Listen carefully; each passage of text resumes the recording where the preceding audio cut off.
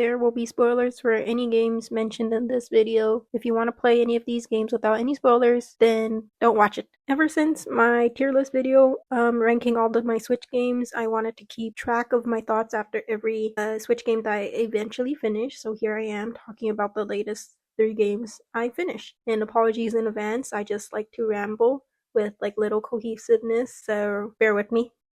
Starting off with Pokemon Legends ZA. It's a very popular game, probably don't need an intro for it, but here it goes anyways. Your character arrives by train to Lumino City. I don't know if it was stated why the main character goes to Luminos, but she goes by train. I'm saying she because I played as a girl. I get off and you immediately meet Urbane, or he immediately recruits you, goes, you join, and then apparently we do. So I liked Urbane's character at the very beginning because I thought he was sassy and had like personality, but then as the game goes on he just like dips, like comes and goes. So I think he's and from there you just build your team, become the strongest Mega Evolution user, and help save Lumino City. I enjoyed the new battling mechanism, but I still prefer turn-based combat, especially when I'm in the Pyroar and Pumpkin zone and I'm getting jumped by multiple Pokemon. It took me a very long time to complete or catch the Skarmory in the Pyroar zone because that damn bird just wouldn't get into my ball. In the Pumpkin zone I actually caught like a shiny Scolipede, and I'm happy about that, but I was stressed because I really thought I wouldn't get it. I do wish the wild zones would be bigger and we could actually travel on the water to get to the other side of like a tiny zone. Because in the zone with the Gyarados, I don't see why I can't just get on my Pokemon and go to the other side of the river instead of exiting and then coming into another door. Especially when I just throw my Pokemon in the water and they have like a little raft that automatically pops up. Why can't they give our shoes some like rafts or something? If that was something, I wish we could just swim or something. While Zone 20 was the very last one unlocked, and that one was my favorite. I wish they added like different alpha Pokemon spawning in all the other zones. I feel like that would have made me want to visit or revisit zones after I finished catching all the Pokemons there. And it was actually in Wild Zone 20 that I caught Skarmory, and it wasn't even in all that lion fiasco. Walking through Lumino City wasn't really exciting. It didn't really want to make me explore, but I was basically a crow because I went after every shiny thing on the ground and kept breaking Mega Shards. I just liked the sound that it played after every pickup and shard collection, and it was nice to be able to spend the shards on Mega Stones and EXP candy. I actually enjoyed the side quests provided because it got me to explore the museum, which I surprisingly enjoyed. I was actually walking through and looking at the displays, which I haven't really done in any other game. And another thing I wanted in the game was like seamless transitions between day and night. It got annoying that I kept getting interrupted from what I was doing just because the transition popped up. I liked all the different outfit choices. Wish there was more hairstyles to choose from, but basically I spent all my money on outfit. I think I only bought Pokeballs like 1 or 2 times.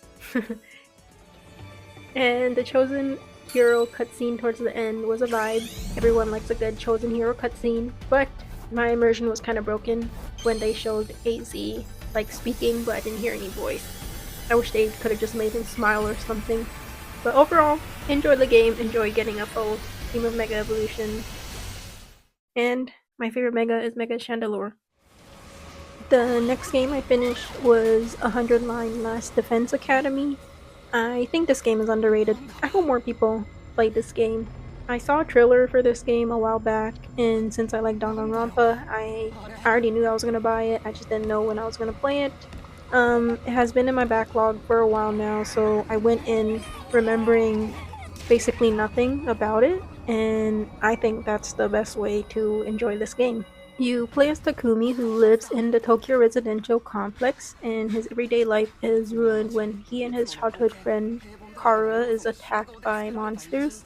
And this game's mascot character named Zirei gives him an option or a choice of either basically dying or stabbing himself and using a power called Hemoanima to save themselves. And after he makes that choice, he gets transported somewhere and meets others in the same situation, and from there you basically solve the mystery of what's going on and defend the academy he was transported to for 100 days.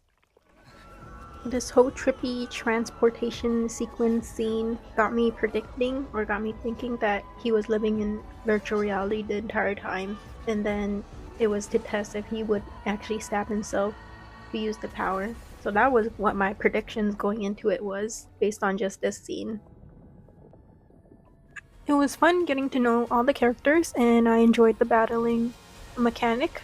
Characters' fighting styles were introduced at a good pace, and it was fun to get to know what their special ability is and how to use them. I feel like they introduced new battling mechanisms at a good rate, and I was able to fully grasp one concept before something new popped up. I really like getting to know all the characters, and I enjoyed the interactions that they had with each other, and I like seeing them bond. Some of my favorite characters to play was Hiroko, Takumi, Eto, and Kyoshika. I like the hard-hitting characters, so Hiroko was probably one of my favorites. I will now be going into some spoilers. This game is best played blind, so a couple seconds if you want to click off. Now's the time. Okay, so the first playthrough, your choices don't matter. It's a set story and it follows like a set timeline. And your first time playing through, it doesn't have a satisfying ending. Plus, there's so many mysteries that are still left unsolved. Your friends or the characters you liked along the way probably died. It gives you motivation to play through it another time, and your choices after your first playthrough do matter. And apparently, there's like 100 different endings. And I really like how they tied the redo with Takumi's like special ability. I thought that was cool. My first redo got me to ending 47, I think, if I remember correctly. And I was happy with that ending. I didn't regret the choices like I made, and a lot of characters that I wanted to survive did survive. And it had like a nice little picture at the end. The ending made sense to me, so I was happy with that. I could have stopped there, but it still didn't answer a lot of the mysteries, like the moon mystery and Hiroko's mystery. So I thought I would stop, but I kept playing since I wanted to know more. And I like Hiroko as a character like a lot, so I wanted to know more about her. They have a good like timeline tree where you can go back and just select the chapter you want to jump to, and you can select before decision or after decision, and it'll jump straight to it. Sometimes if you played the battle already, you can just skip it so you don't have to redo the battles. I like that. And if you choose to go a certain way and you go to like Hiroko's route, I think it's like locked off. You can't access it unless you complete different endings. But if you do go to that route, it takes like a dating sim term if you select certain choices. So this game has a bunch of different weird stuff in it, but that's just what makes it so fun. Does it make sense to me? Nope, I enjoyed it a lot.